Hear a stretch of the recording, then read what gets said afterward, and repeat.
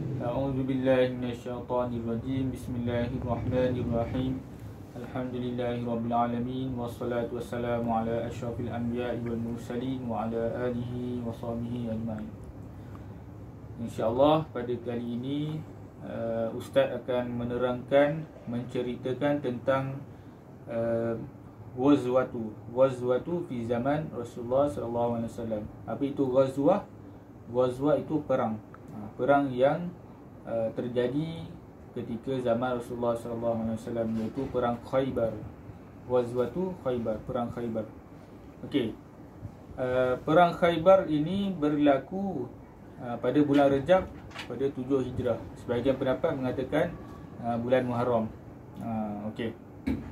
1400 orang sahabat menjadi tentera Islam semasa itu. 1400. Jadi ada sebahagian sahabat kan, Rasulullah SAW sendiri naik kuda.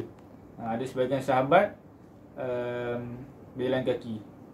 Jadi Rasulullah SAW naik kuda. Jadi ada pendapat yang mengatakan Rasulullah SAW naik keldai. Itu pendapat yang dhaif. Tapi Rasulullah SAW naik kuda. Okey. Sebelum kita cerita tentang perang Khaybar, kita tahu dulu.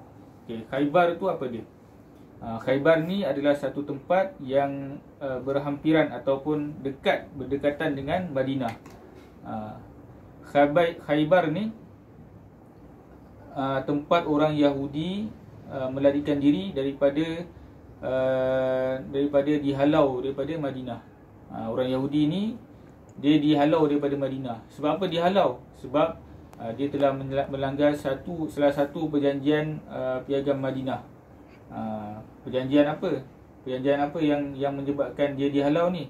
Orang Yahudi telah membantu, orang Yahudi Madinah telah membantu orang-orang Yahudi yang tempat lain menyerang dan berperang di peperangan yang sebelum ni, iaitu perang Khandaq. Sebelum perang Khaybar ni berlaku perang Khandaq. Jadi orang-orang Yahudi di Madinah ni telah menolong orang Yahudi di sana dalam peperangan Khandaq tu. Sebab tu Rasulullah SAW halau mereka daripada Madinah. Dan mereka buat Khaybar tu, kan? Khaybar tu dia buat macam kubu. Yang buat kubu, sebab apa dia buat kubu tu? Sebab dia merancang untuk melakukan serangan balas. Melakukan untuk bunuh Nabi SAW. Sebab Nabi SAW telah halau mereka. Okey, Khaybar ni adalah benteng orang-orang Yahudi. Dia benteng. Dia satu benteng yang kukuh. Benteng tu ada 3 lapis. 3 lapis benteng tu. Okey. Ada 3 kubu besar dan 8 kubu kecil. 3 kubu besar tu nama dia An-Nitah, As-Saq, Al-Qusaybah. Okey. Dalam perang ni juga Allah SWT telah merakamkan dalam ayat Al-Quran. Sebelum perang tu berlaku, Allah Ta'ala dah janjikan kemenangan. Mana kata sebelum berperang tu Allah Ta'ala dah cakap dah perang ni akan menang. Dalam ayat Quran sebut wa'adakumullahu maghanimu katsirah. Wa'adakumullahu maghanima katsirah. Allah menjanjikan kepada kamu harta rampasan yang banyak yang kamu akan mengambilnya. Jadi orang munafik ni dia nak ikut juga. Dia nak ikut. Sebab apa dia nak ikut? Sebab dia tahu perang ni akan menjanjikan harta rampasan yang sangat banyak. Jadi Allah SWT telah melarang orang Yahudi kan mengikut perang ni. Dalam ayat Quran surah Al-Fat ayat 15, Allah Ta'ala dah melarang orang-orang yang munafik ni ikut sekali perang ni. Jadi yang mengikut perang ni semua adalah orang yang beriman. 1100 orang sahabat yang beriman, bukan orang munafik. Okey. Jadi tatkala Rasulullah SAW pergi berjalan untuk menuju ke Khaybar, Rasulullah SAW pergi bersama Sayyidina Ali, Sayyidina Abu Bakar, Sayyidina Umar, semua pergi. Jadi tibanya di Khaybar pada sebelum subuh. Rasulullah SAW sebelum subuh. Jadi kebiasaannya Rasulullah SAW akan melancarkan perang pada waktu selepas subuh. Pada waktu selepas subuh. Sebab apa? Sebab masa tu musuh tak menyedari kehadiran Rasulullah SAW dan sahabat-sahabat. Jadi pada waktu sebelum subuh tu tentera Islam dah kepung dah Khaybar tu, kubu tu. Dah kepung siap. Jadi Rasulullah SAW kata apa? Rasulullah kata, sekiranya kalau kita mendengar azan subuh, jadi kita tak jadi nak kita tak jadi nak lancarkan serang, sebab mungkin ada orang Islam dalam tu. Okey. Jadi apabila lepas je subuh, orang kafir, orang Yahudi ni, dia sedar bahawa dia telah dikepung. Dia kata apa? Dia lari sambil berteriakan. Dia lari, dia pergi ke kubu. Pergi ke kubu yang 3 kubu besar tu. Dia menyuruh dalam kubur tu. Dia kata, hai hat, jauh, menjauhlah. Jadi Rasulullah SAW nampak je, diorang nampak, diorang sedar bahawa diorang dah kepung. Rasulullah angkat tangan. Rasulullah kata, Allahu Akbar. Dan khoroba Khaybar. Allah Maha Besar. Dan telah hancurlah Khaybar. Kalau aku serang ni, pasti hancur. Jadi para sahabat cuba memecahkan benteng tu. Benteng besar tu kan, benteng yang 3 yang besar tu. Nak pecahkan benteng tu, dia ada 3 lapis benteng tu. Tapi selama beberapa hari tak dapat juga benteng tu diluluskan kan. Jadi Rasulullah SAW kata apa? Rasulullah SAW perintahkan semua sahabat, okay, kita berehat dulu. Jadi esok aku akan mengutuskan satu orang yang akan pimpin kamu untuk perang. Dan perang tu insya-Allah kita akan berjaya. Jadi satu orang tu, siapa dia? Kan, jadi sahabat-sahabat ni semua merasakan yang macam dia mengharapkan bahawa dia diterima sebagai pemimpin tu. Dia nak jadi tu. Sebab dengan pimpinan tu Rasulullah kata akan berjaya. Jadi sampaikan Sayyidina Umar kata, aku tidak menginginkan menjadi ketua kecuali ketua di perang Khaybar ni. Mana nak katakan siapa yang boleh jadi ketua ni memang kuat lah. Sebab yang kuat je boleh pecahkan benteng ni. Okey, tengok. Jadi esok hari je Rasulullah SAW pandang kiri, pandang kanan kan, macam seolah mencari seseorang kan, nak jadikan sebagai pemimpin untuk perang yang hari tu. Jadi Rasulullah SAW tanya sahabat, di manakah Ali? Di manakah Ali bin Abi Talib? Jadi sahabat kata, Ali sedang sakit mata. Jadi Rasulullah SAW panggil dia, panggil Ali. Jadi Sayyidina Ali datang. Jadi Rasulullah SAW ludahkan ke mata Sayyidina Ali. Ludahkan. Selepas ludah tu, mata Sayyidina Ali elok seperti sedia kala. Jadi Rasulullah SAW kata, wahai Ali, engkau lah pimpin perang ni. Jadi Sayyidina Ali pimpin seramai tentera 1,400 orang tu. Sayyidina Ali pimpin. Jadi pada permulaan perang tu, apa dia? Sayyidina Ali kata, Rasulullah SAW bagi tahu kat Sayyidina Ali, sebelum kamu perang, kamu kena ajak mereka ni masuk Islam dulu. Sebab apa? Kalaulah Allah Ta'ala memberikan hidayah kepada mereka, nescaya itu adalah lebih baik daripada unta merah. Jadi Rasulullah SAW bagi dulu, kata, kalau kamu masuk Islam, maka kita berdamai. Okey. Jadi bila nak perang tu kan, pihak orang Islam dengan pihak orang kafir. Jadi berlaku perang satu lawan satu. Bermula dengan perang satu lawan satu dulu. Mana pada pihak musyrikin yang menjadi pahlawan dia, kesatria dia, yang paling kuat daripada kalangan musyrikin ni, Marhab nama dia. Jadi Marhab maju ke depan dulu. Jadi daripada pihak Islam ni siapa? Amir bin Aqwa. Amir bin Aqwa daripada pihak Islam. Jadi dia lawan. Bila lawan, Amir bin Aqwa syahid. Yang ni nak kata Marhab ni dia menang lah pada pusingan yang pertama. Pada pusingan yang kedua, tetap juga Marhab ni pada pihak musyrikin. Jadi pihak muslimin ni, pihak Islam, siapa dia? Sayyidina Ali bin Abi Talib. Jadi bila satu lawan satu tu, Sayyidina Ali menang. Sayyidina Ali menang dan dia dapat cantas kepala Marhab ni. Dapat cantas kepala Marhab. Jadi Marhab ni merupakan seorang yang paling kuat lah di antara orang Yahudi masa tu. Jadi disebabkan Marhab ni dah tumbang dan dah kalah, jadi orang-orang musyrikin ni dia dah down.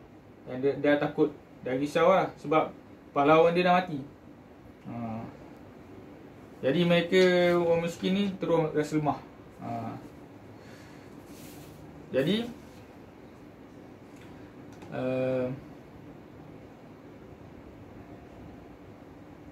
waktu lepas perang satu lawan satu tu, Sayyidina Ali menang.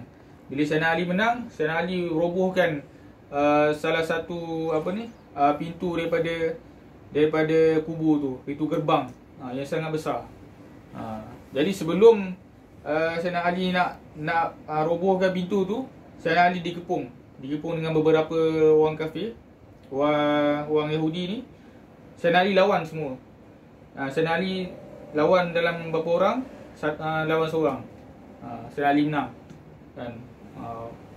Cantas menang. Lepas tu Sayyidina Ali baru buka pintu gerbang tu. Bila masa nak buka pintu gerbang tu, orang-orang Islam, sahabat-sahabat dah buka dah, tak boleh buka. Kan, tak boleh buka. Selama beberapa hari. Tapi Sayyidina Ali boleh buka, berjaya buka. Kan bila dia dah buka tu, dia dah sentap batu pintu gerbang tu. Dia jadikan pintu gerbang tu sebagai dia punya perisai, nak lawan orang Yahudi dalam tu. Jadi masuklah tentera orang Islam dalam kubur tu. Jadi berlaku peperangan lah dekat pintu tu. Perang. Sampailah orang-orang Yahudi ni mengaku kalah. Kan? Dia kata tak guna kalau aku lawan pun. Kalau aku lawan mesti kalah. Jadi dia kata aku menyerah kalah. Bila orang Yahudi menyerah kalah je, Sayyidina Ali yang dekat tangan dia ada pintu tu, pintu gerbang tu, dia lepaskan. Dia lepaskan je, kan. Sahabat ada 7-8 orang nak angkat pintu gerbang tu, tak terangkat. Mana kata Sayyidina Ali ni kuat. Orang 7-8 orang sahabat pun tak boleh angkat. Bukan kata angkat, nak alihkan tu pun sikit pun tak boleh. Nak kata betapa beratnya pintu gerbang tu, kan. Tapi Sayyidina Ali boleh angkat je. Mana Sayyidina Ali tu kuat lah.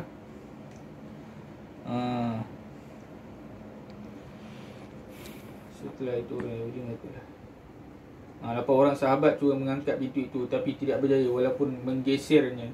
Walaupun kita nak geserkan, nak alihkan pun tak boleh. Tapi Sayyidina Ali boleh. Jadi perang Khaybar ni dikalahkan di tangan Sayyidina Ali.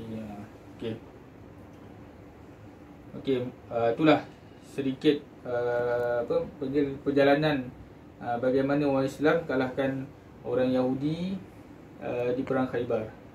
Okey, ada cerita lain juga. Okey, selepas perang Khaybar ni dah selesai, jadi ketika Rasulullah SAW sedang berehat, berapa minit? 14. Rasulullah SAW sedang berehat di tempatnya. Jadi seorang Yahudi, seorang perempuan Yahudi yang bernama Zainab binti Haris. Zainab binti Haris. Dia ni orang Yahudi. Jadi dia nak menyatakan terima kasih. Jadi dia bawa kambing bakar, kesukaan Nabi SAW. Jadi sebenarnya wanita perempuan ni dia bukan nak berterima kasih. Sebab apa? Sebab dia ada letak racun dalam kambing tu, dalam daging tu.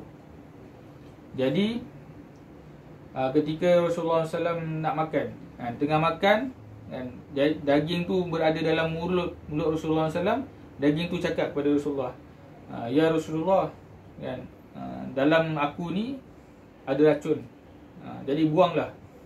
Jadi Rasulullah SAW muntahkan balik apa yang dimakan tu, apa yang yang dah dekat dalam mulut tu. Dan Rasulullah SAW suruh semua sahabat muntahkan balik. Sebab apa? Ada racun dalam tu. Tapi ada seorang sahabat je yang dah makan sampai ke perut. Dia telan sampai ke perut. Siapa dia? Sahabat tu yang bernama Bishr. Dia dah makan. Bila dah makan, nyatalah sahabat ni meninggal sebab keracunan tu.